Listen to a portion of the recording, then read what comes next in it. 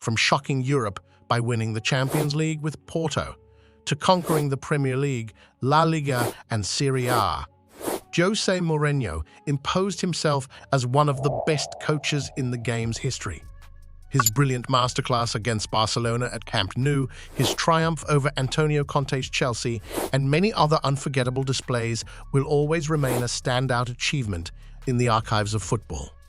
However, football fans do not appreciate Jose's playstyle, especially in recent years. This earned him the reputation of playing boring and outdated football, especially in this modern time of fast-paced, pressing and tense playstyles. So how did Mourinho rise to become one of the best managers around? Why is he no longer as successful as he used to be? And can he climb up once again to become one of the best managers in today's game? Hit those like and subscribe buttons, and make sure to watch until the end of the video to find out. If you thought Mou started his managerial career as a shy and quiet coach, you should think again. After starting as an interpreter, Jose climbed up to become Van Gaal's assistant at Barcelona before becoming the Benfica head coach in 2000. His strong personality was there for everyone to see from the beginning. After just 10 games in charge, Jose decided to resign after discovering that the newly elected president Mourinho did not want to offer him a contract extension despite his impressive record. Jose then moved to União de Leiria, where he kept exceeding expectations, finishing 7th in his first season. This is how Mou earned his move to Porto in January 2002. He was picked mid-season with the club struggling in the league. He then managed to salvage Porto's season by finishing 3rd. Jose then made a bold statement, promising to make Porto champions in the next season. After identifying some players as his squad's backbone, Mourinho fulfilled his promise by winning the Primeira Liga, the Taça de Portugal, and the UEFA Cup against Celtic. If you haven't already figured it out, Jose had that kind of fire and arrogance since his early days. An attitude that will later turn out to be so unique. The following season was even better for the Dragons. Jose dominated the league and won it comfortably. However, that was not enough for him. The Portuguese mastermind managed to do the unthinkable by winning the UEFA Champions League. It was the return leg of the round of 16 at Old Trafford against Manchester United that introduced Jose Mourinho to the world. In the second leg, Porto scored an 89th-minute equalizer to go through as Mou ran across the touchline like a maniac. After the season finished, Jose received an offer he could not refuse from Roman Abramovich to join Chelsea. On June 2nd, 2004, he completed his move to London. This is when the special one truly arrived on the global football scene. We have top players, and we have a top manager. Again, please don't call me arrogant, because what I'm saying is true. I think I am a special one. This is how Mourinho introduced himself to the British media in his first press conference as a Chelsea manager. Honestly, is there any better way to introduce yourself? Jose spent 3 years at Chelsea, winning 2 consecutive Premier League titles, 1 FA Cup, 2 League Cups, and 1 Community Shield. However, at the beginning of the 4th season, Jose surprisingly left the Blues by mutual consent after it was rumored that his relationship with the board was fractured. During his first stint as a Chelsea manager, Mourinho was loved by some but hated by many. Football triumphs aside, his time in England was filled with controversies on and off the pitch. He didn't hide his feelings towards the Liverpool supporters as he provocatively celebrated his team's equaliser. He also didn't hold back after facing Barcelona in the Champions League, as he hinted at the Blaugrana receiving help from the referee. And to top it off, he was smuggled out of Stamford Bridge in a laundry basket after he was banned from entering the stadium for his comments. Jose dominated the Premier League, where clubs like Manchester United, Liverpool, and Arsenal were at their best, which shows his tactical brilliance. On June 2nd, 2008, Jose Mourinho was unveiled as the new Inter Milan manager. He only spoke Italian during his first conference, claiming it only took 3 weeks to learn the language. The special one spent 2 seasons in Italy in a period considered the most successful for him, as he managed to lift 2 Serie A titles, 1 Coppa Italia and a Champions League title. What makes his time with Inter Milan so special is the 2009 to 2010 season, as he managed to complete the historic treble that Inter fans are still bragging about.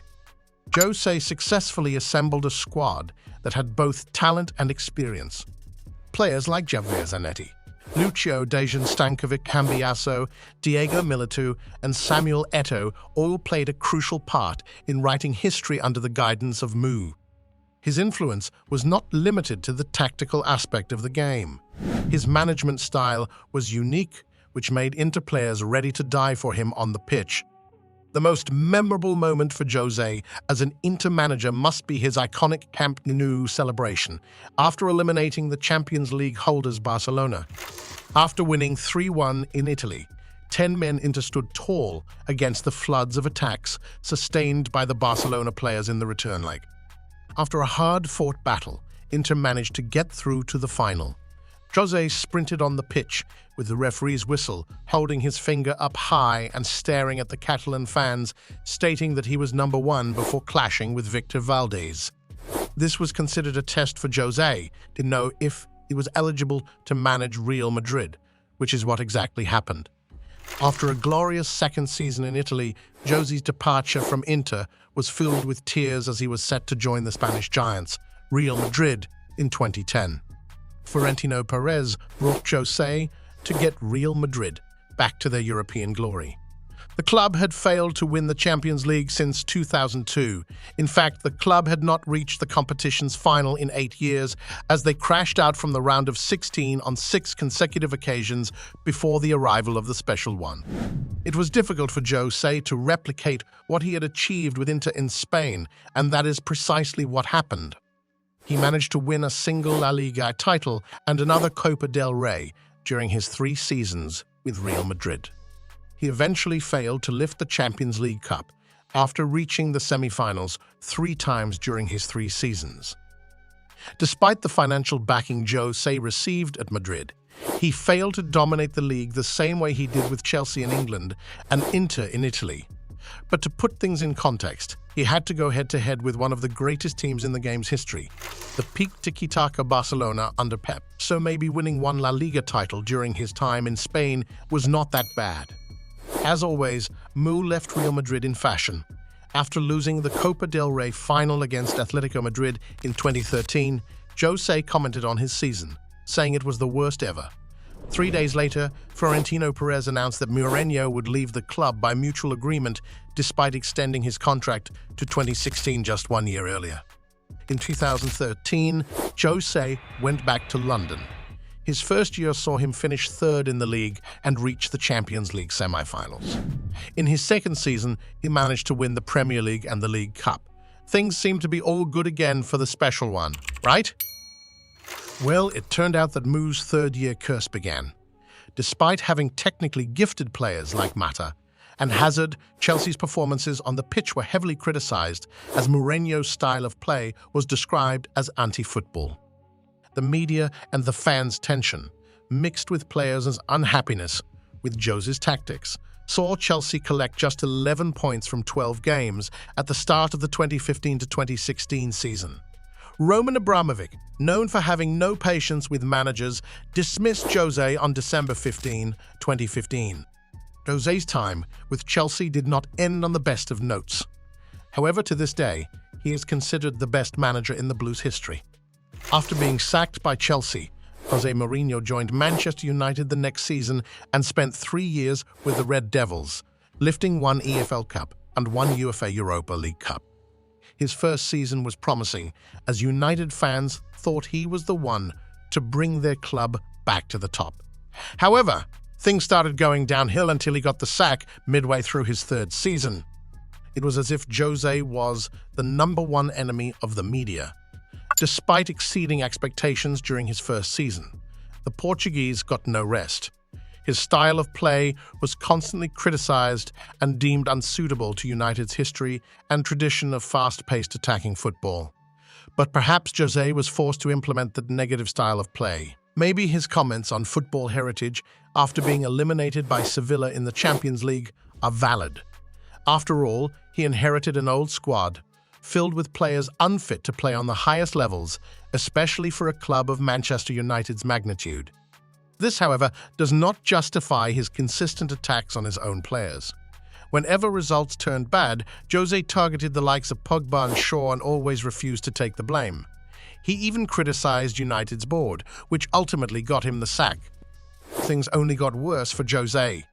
After taking a year off, he decided to join Tottenham Hotspurs in 2019 in place of the sacked Mauricio Pochettino. After finishing sixth during his first season, Jose started the second win on a high note as he thrashed his former club, Manchester United, 6-1 at Old Trafford. You'd think things would turn out great for the Portuguese and Tottenham. Maybe he's the one to end the club's title drought. Well, no. Despite reaching the EFL Cup final, Jose got the sack just 17 months after taking charge of Spurs and days before the League Cup final. It was down to a decision made by Tottenham owner Daniel Levy, who Mourinho doesn't seem to have forgotten as he mentioned the incident in his press conference as AS Roma manager. Well, yes. AS Roma is the club that Jose is currently taking charge of. With a limited budget and an aging squad, Jose finished sixth in the league and won the European Conference League in his first year in the Italian capital. The Conference League Cup was Roma's first European title since the Intercities Fairs Cup in 1960. Jose also successfully led Roma to a second consecutive European final after guiding them to the Europa League final game, knocking out the likes of Feyenoord and Bayer Leverkusen on his way. Unfortunately, he had to face the competition's specialist, Sevilla, resulting in him losing his first ever European final.